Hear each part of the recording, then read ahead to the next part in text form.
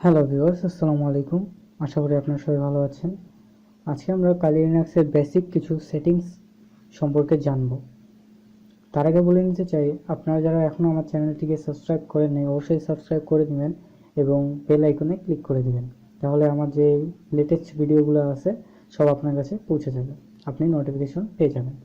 আমি অলরেডি কালি লিনাক্সের উপর বেশ কয়েকটা ভিডিও আপলোড করেছি, আশা করি আপনারা সেই ভিডিওগুলো দেখে উপকৃত হচ্ছেন। সো চলুন আজকের ভিডিওটি শুরু করা যাক।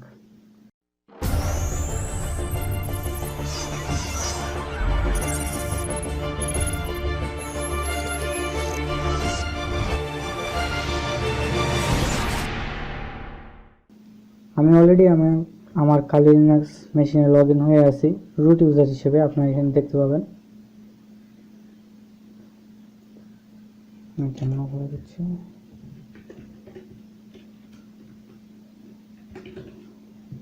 সো দেখতে পাচ্ছেন এখানে রুট কালি, অর্থাৎ আমি রুট ইউজার হিসেবে লগ ইন হয়ে আছি। সো আমরা বেসিক কিছু সেটিংস সম্পর্কে জানবো।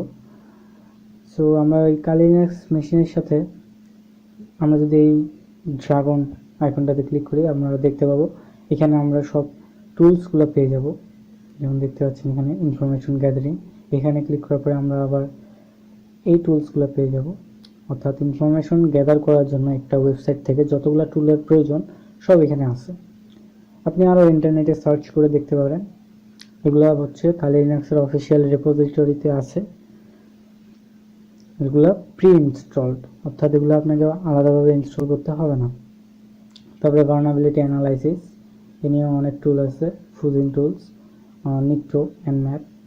তারপরে ওয়েব অ্যাপ্লিকেশন অ্যানালাইসিস, এখানে আছে সিএমএস, ওয়েব অ্যাপ্লিকেশন প্রক্সিস, তারপরে বাব sweet, zap, WP scan, SQL map, তারপরে ডাটাবেস অ্যাসেসমেন্ট, পাসওয়ার্ড অ্যাটাকস, অর্থাৎ সব টুল আমরা এখানে পেয়ে যাব। ঠিক আছে। আফটার দ্যাট আমরা যদি চাই যে আমরা আমাদের ডাইরেক্টরিগুলো চেক করতে, সো আমরা এখানে ক্লিক করে ডাইরেক্টরিগুলো দেখতে পাবো। এই যে হোম বাটনে ক্লিক করে, অথবা আমরা যদি এইটাতে ক্লিক করি সব মিনিমাইজ হয়ে যাচ্ছে। এই যে এখানে যদি আমরা ক্লিক করি সবগুলো পেয়ে যাবো সেমভাবে। ঠিক আছে, বরাবর নিয়ে। সো এটা হচ্ছে আমাদের ফাইল সিস্টেম, এটা হচ্ছে আমাদের রুট ইউজারের ফাইল সিস্টেমটা। এর আগের ভিডিওতে আমি বলছিলাম কীভাবে আপনি ফাইল সিস্টেমে এডিট, কপি পেস্ট এগুলো করতে পারেন। যদি আপনি ওই ভিডিওটা না দেখে থাকেন অবশ্যই দেখে আসবেন। সো এগুলো বিষয় তো সম্পর্কে আমরা জানি, কারণ এগুলো জেনারেল বিষয়। এখন আমরা যদি কিছু সেটিংস নিয়ে কথা বলতে চাই, যেমন আমি যদি এখন এই যে সেটিংস এখানে ক্লিক করি, তাহলে এখানে দেখতে পাচ্ছেন অনেকগুলো সেটিং চলে আসছে। ঠিক আছে, আমরা যদি সেটিং ম্যানেজারে যাই, এখানে যাওয়ার পরে দেখতে পাচ্ছেন অনেকগুলো সেটিং আছে এখানে। তার মধ্যে হচ্ছে appearance, clipboard management, desktop, file manager setting, notification, panels, অনেকগুলো প্রিফারেন্সেস, কালার প্রোফাইলস, অ্যাক্সেসিবিলিটিস, আরও অনেক। তো মনে করি আমরা অ্যাপিয়ারেন্সটা একটু চেঞ্জ করতে চাচ্ছি, অর্থাৎ আমরা কেমন, আমাদের এটা এখন ডার্ক আছে, আমরা যদি উইন্ডোজ 10 করে দিই তো দেখতে পাচ্ছেন সাদা হয়ে যাচ্ছে। কালি ডার্ক করে দিই এমন হয়ে যাচ্ছে। তারপরে আবার যদি কালি ডার্ক করে দিই, সরি এটা ছিল কালি লাইট, এটা হচ্ছে কালি ডার্ক, এটা হচ্ছে হাই কন্ট্রাস্ট, এগুলো ডার্ক।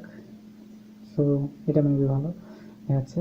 সো আমরা যদি আইকনগুলো চেঞ্জ করতে চাই, এখানে আইকন চেঞ্জ করতে পারি আমরা, ফন্টগুলো এখান থেকে চেঞ্জ করতে পারি আমরা। আরও যেগুলো সেটিংস আছে আপনারা এগুলো দেখে নেবেন কীভাবে চেঞ্জ করতে পারেন।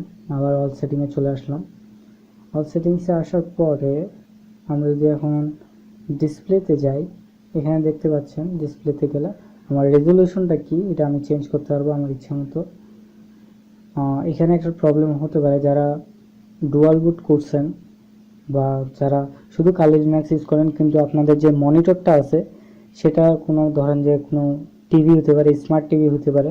আপনারা যদি সেরকম কিছু ব্যবহার করে থাকেন তাহলে কিন্তু আপনারা এতগুলো রেজলিউশন পাবেন না। ঠিক আছে, আপনারা জাস্ট এই শেষের 3টা রেজলিউশন পাবেন, 640x480, 800x600, 1024x768। ঠিক আছে। সো আপনারা কীভাবে রেজলিউশন অ্যাড করতে পারেন এটা আমি আপনাদের অন্য কোনো ভিডিওতে দেখাবো।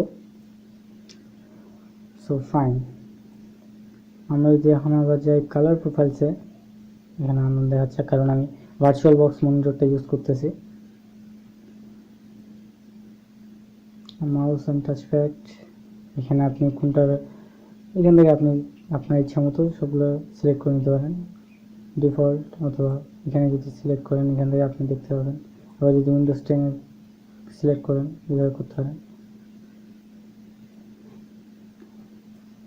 তো আবার যদি আমরা সেটিংস এডিটরে যাই, আমরা এখানে দেখতে পাবো ডিসপ্লে, থুনার, এক্সএফসি, এই ভার্সনগুলো আমরা সব দেখতে পাবো। আমরা যদি নতুন কোনো কিছু অ্যাড করতে চাই এখান থেকে অ্যাড করতে পারবো।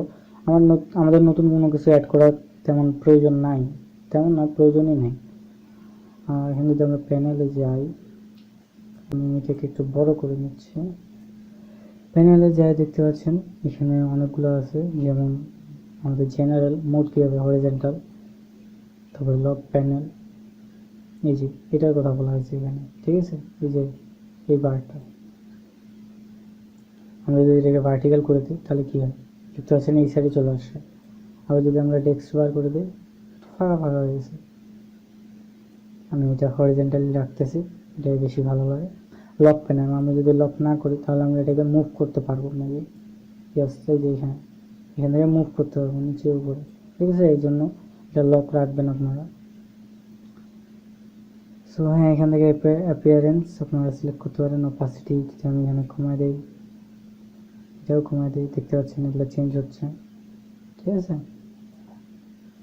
এখান থেকে সিস্টেম সলিড কালার করে দিতে পারেন, ব্যাকগ্রাউন্ড ইমেজও একটা সেট করে দিতে পারেন এখান থেকে। এখন আপনাদের ইমেজ সেট করতে বলবে, আমার কাছে কোনো ইমেজ নাই, এই জন্য আমি এটা নন করে দিচ্ছি। সো এগুলো ছিল আমাদের বেসিক সেটিংস। আরও কিছু সেটিংস আমি আপনাদের দেখিয়ে দিই।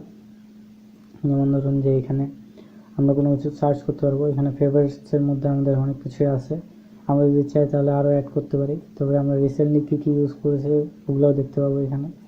অল অ্যাপ্লিকেশনস তো এখানেই আছে, আর আমরা যদি চাই যে অ্যাপ্লিকেশনস, এখানেও দেখতে পারবো সবগুলা,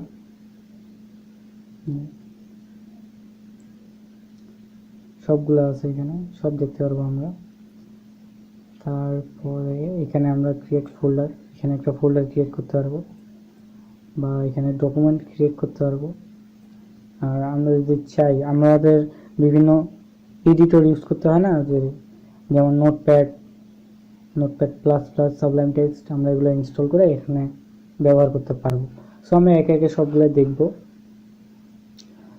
এখানে আমাদের সাউন্ডস, ঠিক আছে, এখানে অডিও মিক্সারটি যদি আমি ক্লিক করি তাহলে দেখতে পাবেন recording, notifications, playback 9, output device, এখানে দেখতে পাচ্ছেন ইনপুট ডিভাইস, এখানে দেখতে পাচ্ছেন আপনারা মাইক্রোফোন 1 সিলেক্ট করা আছে।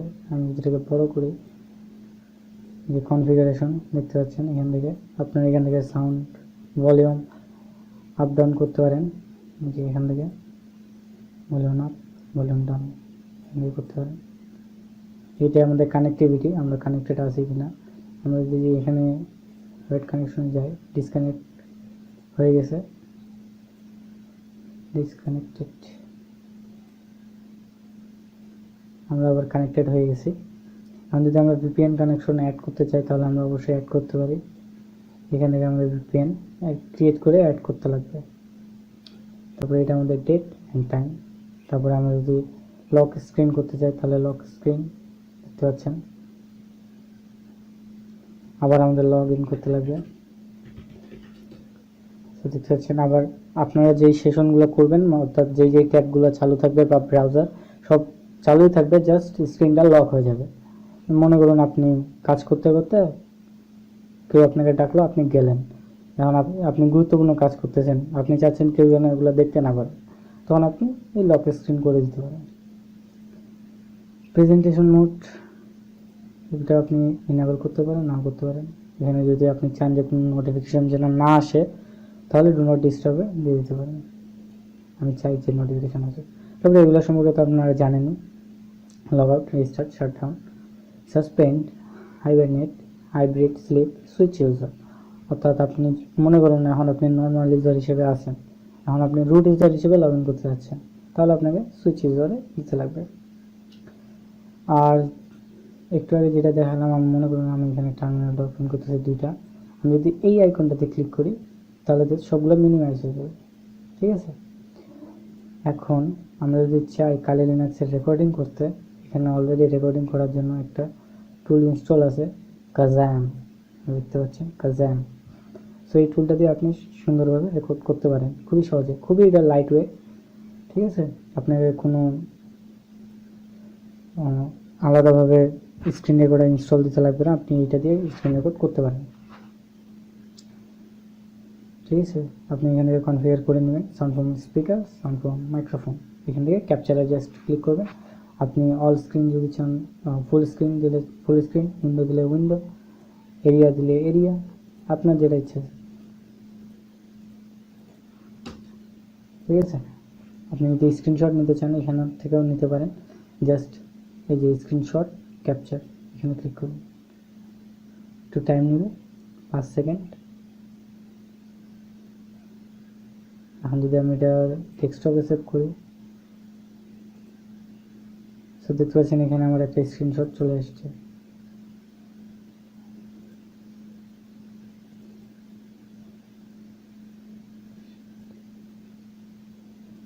এই যে দেখতে পাচ্ছেন আমার স্ক্রিনশটটা। ঠিক আছে,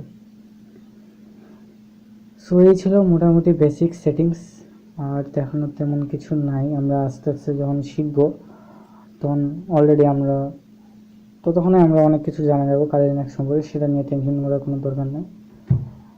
এটা হচ্ছে আমাদের ট্র্যাশ, উইন্ডোজের মতনই empty trash. So that's it, এটা ছিল আজকের ভিডিওতে। জানি না কতটুকু আপনারা উপকৃত হবেন এই ভিডিওটা দেখে, বাট আশা করি আপনারা উপকৃত হবেন। সো ধন্যবাদ গাইস ভিডিওটি দেখার জন্য। আমি আবারও বলবো, আপনারা যারা এখনও আমার চ্যানেলটা সাবস্ক্রাইব করেন নাই অবশ্যই সাবস্ক্রাইব করে নেবেন এবং বেল আইকনে ক্লিক করে নেবেন। এবং আপনাদের যদি কোনো প্রশ্ন থেকে থাকে তাহলে অবশ্যই আমাকে কমেন্টে জানাবেন, আমি আপনাদের প্রশ্নের উত্তর দেওয়ার চেষ্টা করব। সো ধন্যবাদ ভিডিওটি দেখার জন্য।